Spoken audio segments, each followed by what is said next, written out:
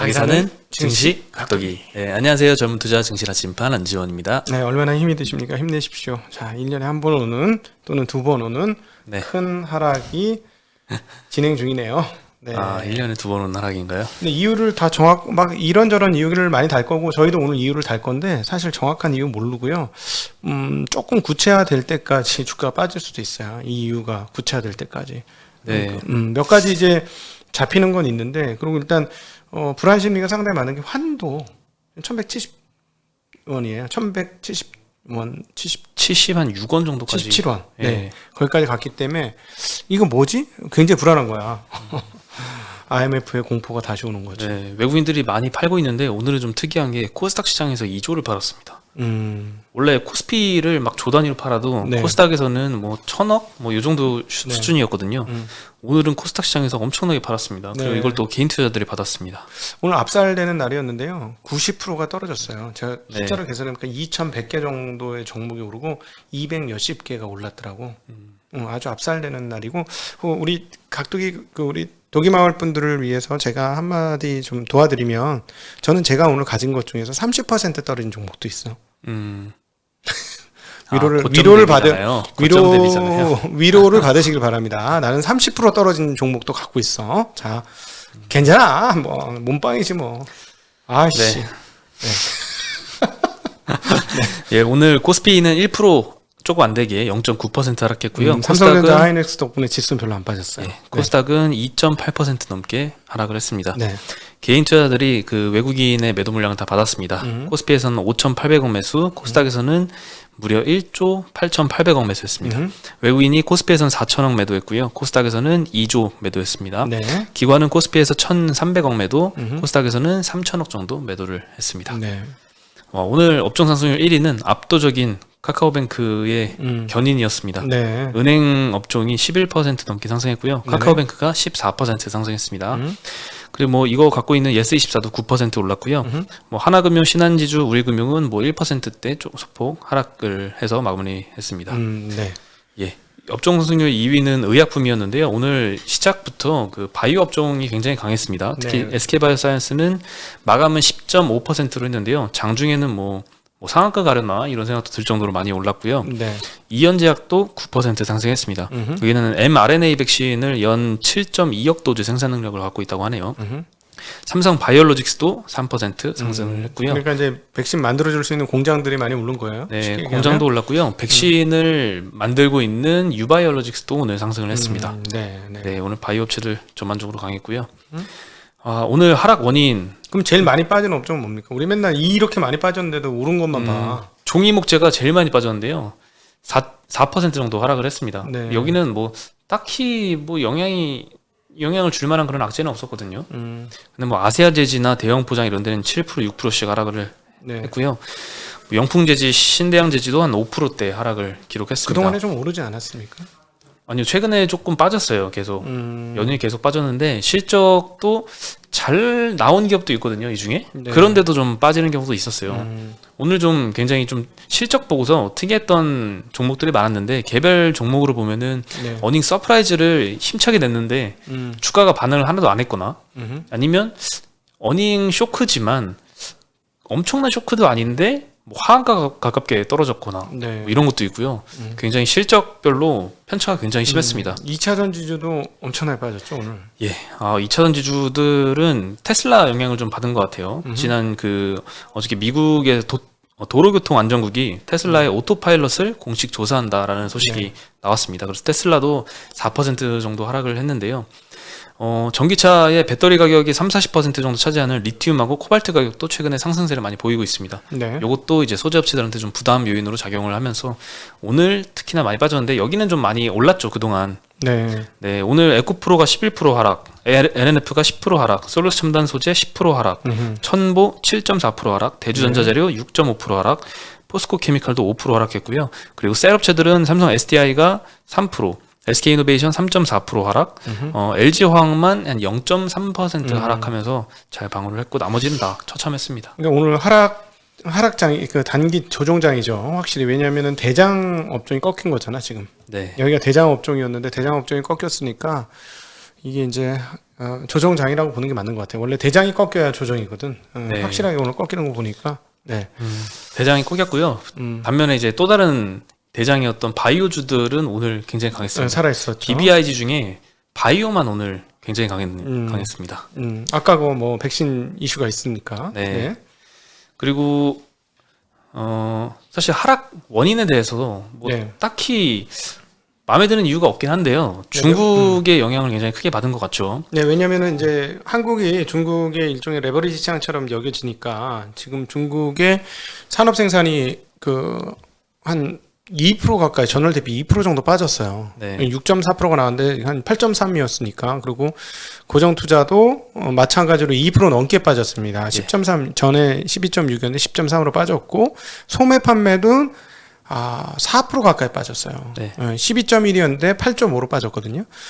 그러니까 이런 것들 때문에 한국도 같이 데미지를, 왜냐하면 중국의 소매 판매라든가 중국의 어떤 활동성 지수의 중간재를 조달해주는 데가 우리나라이니까 얘네가 꺾이면 꼭 한국도 이렇게 좀 영향을 많이 받더라고요. 그래서 뭐 많은 사람들이 전문가들이 이거다 저거다 이제 귀에 걸면 귀걸이, 코에 걸면 코걸이를 막 목걸이와 귀걸이를 만들어서 지금 막 펼칠 거예요. 네. 근데 일단은 이 귀걸이가 가능성은 가장 높다.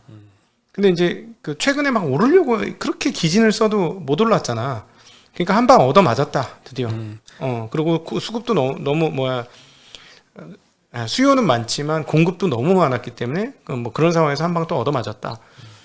사실 이게 제일 적당한 해석이 아닐까. 저는 일단 그렇게 사실 산업 생산이나 이제 소매 판매의 경우에도 전월 대비 전월 대비 지표가 굉장히 부진했는데 예상치 대비도 많이 부족했습니다. 그렇죠. 예, 그 영향도 있고요. 그리고 중국 정부가 인터넷 규제를 또 신설을 하면서 빅테크 압박을 계속 이어가는 모습을 보이고 있습니다. 그래서 오늘 맞아요. 특히나 홍콩 시장에서 이제 빅테크 위주로 좀 많이 하락을 했고요. 네. 시장 자체도 한 2%대 정도 네. 하락을 하고 있는 것 같습니다. 홍콩 항생은 4% 정도까지나 빠졌어요. 굉장히 많이 빠졌고 제가 그거 이제 산다고 말씀드렸고 조금밖에 안 샀다 그랬는데 제가 6개월에 걸쳐서 산다 그랬거든요. 자, 이제 또 살 기회가 온다.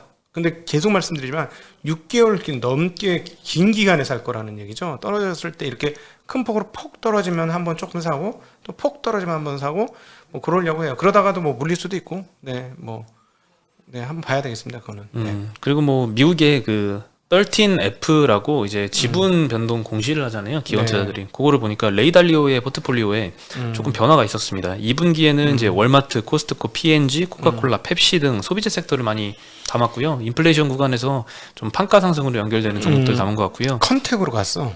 예, 컨택으로 갔죠. 컨택으로 갔어요. 언택에서 컨택으로 갔습니다. 네. 그리고 중국 주식에 대해서는 선별을 했습니다. 징둥닷컴, 탈 에듀케이션, 바이두, 니오는 비중 축소를 했고요.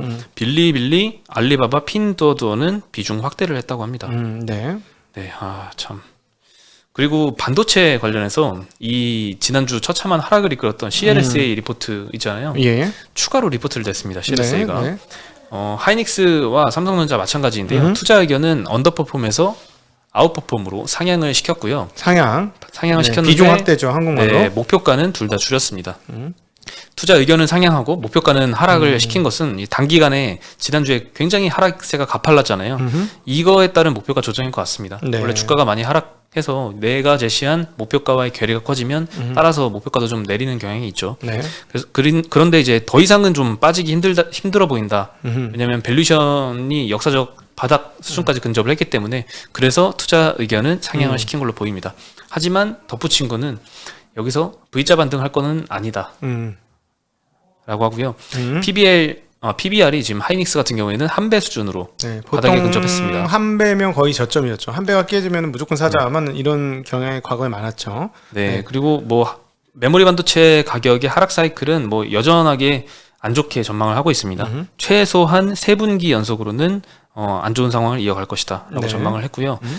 밸류에이션 측면에서는 하이닉스가 2018년 4분기부터 2019년 4분기까지 그 메모리 가격 ASP 평균 판매 단가가 60% 하락했을 때 주가는 최고치에서 40% 하락해서 PBR이 0.9배로 바닥을 쳤습니다. 과거 3번의 다운사이클 바닥을 보면 2016년에 0.7배, 2018년에 0.9배, 2020년 한 배였습니다. 근데 이번 사이클에서 바닥은 1.0배로 한 배로 전망을 했고요. 물론 V자 회복을 의미하진 않고 횡보할 가능성이 가장 높다라고 전망은 했습니다. 네. 그리고 추가로 이제 내년 상반기 수요와 ASP 감소에 대한 가시성을 확보할 때까지는 이러한 전망을 유지하겠다라고 덧붙였고요. 네. 다만 이제 삼성전자 같은 경우에는 조금 다르게 생각할 거는 메모리만 있는 건 아니잖아요. 하이닉스에 비해서 비메모리 쪽도 있다 보니까, 하지만 영업이익의 60%는 이제 메모리 쪽에서 나오니까 그래도 메모리 전망이 이렇게 안 좋을 때에는 영향을 크게 받을 수밖에 없다라고 하는 의견이 CLSA의 의견인 것 같아요. 네, CLSA한테도 이제 투자자들이 많은 질문을 했나 봐요. 네. 삼성전자 같은 경우에는 하이닉스와 다르게 이제 비메모리 업종이 있으니까 이 메모리 업종의 메모리 업황이 안 좋음에도 좀 영향을 덜 받지 않을까, 이런 질문들을 많이 했나 봐요. 여기에 대해서도 이렇게 긍정적인 답변을 안 한 것 같습니다. 아이고, 압도적이죠. 아직 비메모리, 그러니까 시스템 반도체 또는 파운드리 쪽 사업은 LSI 또는 LSI도 있어요. 시스템 반도체도 합니다. 대표적인 게 뭐죠? 그 이미지 센서 네. 하지 않습니까? 그 이미지 센서 아마 결국 시간이 지나가면 어디죠? 일본에 소니를 앞서지 않겠습니까? 충분히 그럴 수 있다고 봐요. 그 파운드리 능력이 있기 때문에. 그러니까 그것도 굉장히 중요한 요소 중에 하나고요. 그다음 파운드리도 어찌되었거나 준비를 했으니 뭐 지금보다는 늘어날 가능성이 있죠. 늘어날 가능성이 있고 그런 것도 살아있는 기업이고 그렇긴 하지만 역시나 이익 규모는 삼성전자가 인텔을 이기게 되는 결정타는 그리고 압도적인 그 반도체 1위 매출의 기업이 되고 수익률도 높은 건 메모리에서 압도적으로 높은 수익률을 가지고 있기 때문이라서 그게 뭐 꺾이면 좀 영향은 분명히 받겠죠. 네. 네. 그리고 업종 상승에 오늘 3, 4위가 금융업과 보험업이었는데요. 손해보험 업체들이 금융업종에 많이 속해 있거든요. 네. 그래서 이 두 업종에 다 영향을 끼쳤는데 오늘 보험업종이 굉장히 실적 발표가 수치가 좋았습니다. 네. 네, 자동차 보험과 일반 보험에서 모두 손해율이 개선된 영향을 보였고요. DB 손해보험은 이제 영업이익이 3,200억이나 나왔습니다. 네. 컨센서스가 2,700억이었거든요. 대폭 상향을 했고요. 삼성화재는 컨센이 4,270억이었는데 영업이익 4,500억. 현대해상은 컨센이 1,700억이었는데 1,780억 나왔고요. 전년 대비 상승률도 뭐 16%, 27%씩 아주 호실적을 보여줬습니다. 그래서 네. 오늘 DB손보가 5.5% 상승, 네. 삼성화재 4.8% 상승, 현대해상이 3.8% 상승했습니다. 뭐 돌아다녀야 사고가 나지. 네, 못 돌아다니니까 사고가 안 나는 거죠. 그러니까 뭐 차도 타야지 사고가 나는 거 아닙니까? 세워놓으면 무슨 사고가 나겠습니까? 오랫동안 안 타서 퍼질 수는 있겠지만 그렇죠. 그거야 뭐 손해보험 뭐 보상해달라고 할 수는 없는 것이고 그러니까 그나마 오늘 같은 날 강원에 담비였어요. 그 저희 네, 그쵸. 그 앞북으로 다 북을 둥둥 치긴 했었는데 들으신 분이 얼마나 있으신지 모르겠는데 네. 요거는 그나마. 근데 좀 북을 세게 쳤어요. 그쵸. 역대 네. 가장 크게 북을 쳤죠. 제가 북이다라고 쳤으니까. 북이야! 이러면서 쳤었으니까. 네. 네, 그나마 다행이고요. 네. 그리고 LG 디스플레이가 이제 중소형 OLED 캐파 확보를 위해서 3조 3천억이나 시설 투자 공시를 하겠다 했습니다. 하는구나. 자신감이 붙었나 보네. 예, 자기 자본 대비 26% 규모이고요. 2017년에 대형 OLED, 중소형 OLED 합쳐서 7.8조 원 투자한 이후로 조단위 투자는 4년 만입니다. 그러니까 얼마나 죽을 뻔했어. 그 사이에. 네. 그렇죠. 이번 신규 라인은 2024년부터 가동할 것으로 예상이 되고요. 이번 투자는 애플향 납품량 증가에 따라 그렇게 한 게 아닌가 싶습니다. 그렇지. 당연하지. 예, 시장 조사 업체 옴디아에 따르면 올해 스마트폰 업체들의 OLED 패널 구매량이 5억 8,500만 대인데 내년도에는 8억 1,200만 대로 예상을 하고 있다고 합니다. 네. 삼성 디스플레이는 아산 공장에 LCD 생산 설비를 또 철거하고 모바일용 OLED 제조 장비를 들일 것으로 보이고요. 8세대 OLED 기술 개발에도 박차를 가하는 중이라고 하는데 오늘 LG 디스플레이는 이 정도면 잘 방어했다고 해야겠죠. 마이너스 0.7%로 마감을 했습니다. 다시 한번 설명을 드리면 대형 OLED는 백라이트 유닛 비슷한 게 있어요. 백색 발광원. 그래서 WOLED라고 표현을 합니다. 그래서 원래 전류를 딱 통해주면 이 유기 물질을 여기 원래 빨간색이 피고 파란색이 피고 하나가 초록색 노란색인가? 뭐더라? 하여튼 3색을 입혀요. 그래서 전류를 딱 입혀주면 하고 이렇게 발광을 해가지고 미치고 발광하겠다는 얘기 아닙니다. 오늘 장이 나쁘다고 미치고 발광하고 이렇게 하시면 안 되고 자체 발광.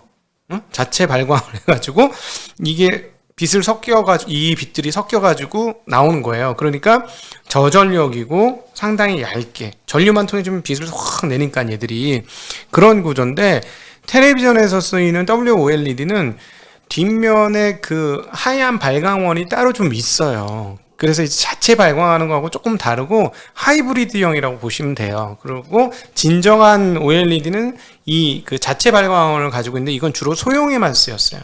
소형에만 쓰였는데 비용이 비싸기 때문에 대형으로 못 가게 된 거죠. 그래서 OLED라고 하는데 좀 구분을 쳐야 되고, 근데 TV 시장은 아시다시피 한 점유율이 2-3%밖에 안 되는 시장이라서 그게 빵빵 터져질 줄 알았는데 터져지지도 못하고 LCD 대비 완벽하게 좋지도 못한 그런 상황에서 LG 디스플레이가 꽤 고전을 했는데, 그 다음에 LG 디스플레이가 또 한 번의 고전은 그 다벤더를 만들기를 원하는 애플의 전략상 삼성한테 목이 메어 있는 애플이 그거를 용납하기 힘들죠. 그래서 작년인가 올 초인가 이런 일도 있었어요.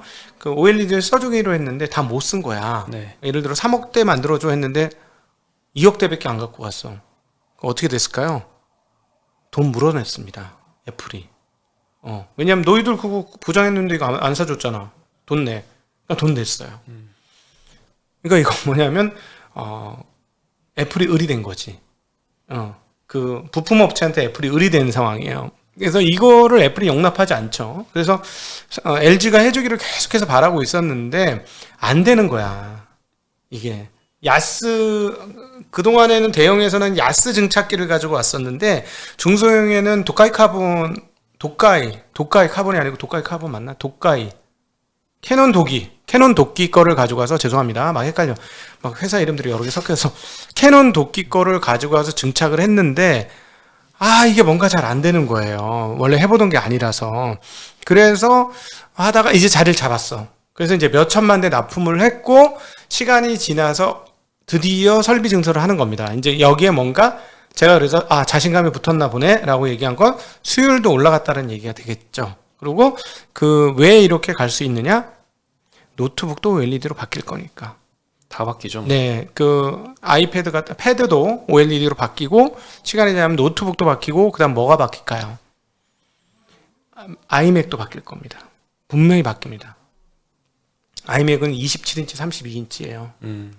수율량이 다른 회사가 OLED 디스플레이 만들면 안 팔려요. 근데 애플이 만들면 팔립니다. 네. 그래서 디자이너들이 산다니까 진짜로. 그래서 그 시장이 이제 열린다고 보시면 되겠고, 그래서 제가 앞북으로 옛날에 OLED 시장 좋습니다 했던 게 2023년까지 이게 열릴 게 뻔히 보였기 때문에 말씀을 앞북으로다가 작년인가 연초부터 너무 이른 앞북이었죠. OLED가 좋을 것 같습니다라고 말씀드렸는데 일렀죠. 일렀습니다. 근데 사실은 문제는 뭐가 있었냐면 대형 OLED하고 소형 OLED하고 구분이 제대로 안 됐다라는 데 문제가 있어요. 대형 OLED를 붙잡고 OLED 이거 어떻게 되는 겁니까? 라는 질문들이 자꾸 나오는 상황이에요. 아침에 보니까 그렇더라고. 네. 구분 명확히 해야죠. 네, 다릅니다. 두 개가. 네. 네, 그리고 오늘 남양유업이 이제 원래 한행코에 팔리기로 했는데 여기 지지부진 끌고 있잖아요. 새로운 이슈가 나왔는데요. 홍원식 전 회장이 매각 결렬을 위한 노쇼 이거에 대해서 사실 무근이다라고 입장문을 밝혔습니다. 주주총회 연기한 지 18일 만에 입장문을 통해서 밝힌 거고요. 한행컴퍼니와의 매각을 결렬시키려고 한 것이 전혀 아니다. 거래 종결 준비가 더 필요해서 7월 30일에는 종결할 수 없다는 의도로 미룬 것이고 달라지는 건 없다. 라고 주장을 했습니다. 현재 계약 종결에 대해서 한행컴퍼니와 조율하고자 노력 중이고 계약 종결을 위한 협의가 조만간 있을 것으로 예상한다라고 언급하면서 그동안 좀 빠졌었거든요. 한행컴퍼니가 남양유업을 82만 원, 주당 82만 원에 매수한다라고 하면서 쫙 올랐다가 80만 원까지 갔다가 이 협상 결렬 소식에 쭉 빠졌습니다. 50만 원대까지. 근데 이제 이 소식 때문에 다시 이제 매각을 하겠다라는 기대감을 일면서 오늘 남양유업이 11% 상승을 했고요. 우선주도 8.5% 상승을 했습니다. 설마. 근데 이게 11%만 오른 거 보니까 아직 확신은 못하는 것 같아요. 이렇게 입장문을 냈는데도 그래도 또 어떻게? 근데 설마 떨어졌다고 또 입장 바꾸신 건 아니겠죠? 그걸 잘 모르겠습니다. 그 정도까지일까? 사람이? 그건 아니겠죠. 근데 하여튼 제가 보니까 이 대리점들이 죽을 맛이겠어. 그렇죠. 이런 경영진 리스크 때문에 대리점들도 타격을 많이 받고 있습니다. 그러니까 대리점들이 무슨 잘못이냐고. 어? 여기 지금 이 사건이 국민청원까지 올라왔습니다. 대리점에서도 아 제발 약속은 지켜달라 전 회장한테 그렇게 얘기를 하고 있고 국민들도 요구를 하고 있고요. 사실 남양유업이 뭐 우유 자체야 뭐 큰 문제가 있겠습니까? 아 그건 없죠. 네. 참 우리 어렸을 때 우유 급식이라는 게 처음 생겼어요. 초등학교 다닐 때. 우리는 그때까지 급식이라는 게 없었거든. 도시락 싸와가지고 난로 위에다 도시락 막 이렇게 쌓아서 그래서 반드시 철 도시락을 가지고 와야지 난로에 쌓을 수가 있었어. 바닥에 있는 애들은 새까맣게 타고 둘째, 셋째 있는 애들 요 사이가 제일 좋은데 전 누룽지를 줘서 아 바닥에 깔아주세요 항상 이랬었지. 그랬던 기억이 나는데 어찌되었건 그 당시에 처음으로 우유 급식이 생겼을 때 저희 학교는 남양유업을 먹었거든요. 남양 3.4 우유 뭐 이런 거를. 그래서 참 어렸을 때는 우유 한 잔 먹는 게 꿈이었었는데 갑자기 전혀 다른 얘기로 들리시죠? 네. 이런 때도 있었습니다. 그렇군요. 저희는 그러고 봤더니 제가 전쟁 후 20년밖에 안 된 상황에서 태어났더라고요. 그러니까 전쟁 그 경험을 하신 분들은 그렇게 많이 있으셨던 것 같아요. 전쟁 얘기를 많이 했던 것 같아요. 어려서 그런 얘기를 많이 듣고 자란 것 같아요. 네. 오늘 참 장이 전쟁 같았는데요. 그래도 힘내시고요. 그걸 그렇게 봤나? 대단하시다. 네. 전쟁터 같았어요 오늘은. 네. 네. 이따가 연합 인포맥스에서 뵙겠습니다. 네, 우리 나침반 힘 많이 빠졌을 텐데 자석 다 떨어졌는데 힘이 되어서 자력으로 좀 당겨주셨으면 좋겠고 저 30% 얻어맞은 저도 있지 않습니까? 네, 그래도 뭐 몸빵 잘하면서 있습니다. 그러니까 뭐 또 시간이 지나면 자본주의 시스템은 다시 잘 돌아가겠죠. 가장 어두울 때 그리고 재앙이 닥친 것 같고 지옥문이 열린 것 같았을 때가 작년 2월 달이었어요. 2월 3월에 지옥문 열렸구나. 드디어 우린 지옥에 빠지는구나. 우린 다 죽었구나. 이랬는데 사실은 다른 사람 입장에서 보면 최대한의 기회였죠. 그래서 지금 뭐 몇 가지 악재로 인해서 시장이 이렇게 크게 빠졌는데 다들 지금 골 때릴 거야. 전문가들이 왜 빠졌지? 이러면서 그 이유를 찾느라고 지금 고심고심할 거예요. 애널리스트는 물론이고 계속 가서 빠질만 할 때가 돼서 빠졌고 그다음 중국 DRAM 트리거, 중국 트리거 이것들이 연타로 터지면서 빠바바바방 이렇게 얻어맞았는데요. 조만간에 조금 더 구체적으로 확신할 수 있는 악재의 내용들이 구체화될 겁니다. 시간이 지나면. 그럼 그때가 바닥이라고 보시면 될 것 같아요. 네. 네, 올해 지금 1월 1일부터 계산해 보면 코스피 코스닥이 10%도 못 올랐습니다. 오늘 빠짐으로. 네. 네. 예전에는 뭐 15%까지도 올랐었었는데 코스피가 참 최근에 하락세가 정말 컸습니다. 네. 다들 잘 버티시고요. 네. 또 상승장이 또 올 겁니다. 네. 저는 일단 버티도록 하겠습니다. 네, 그럼 저희는 오늘 여기서 인사드리겠습니다. 안녕.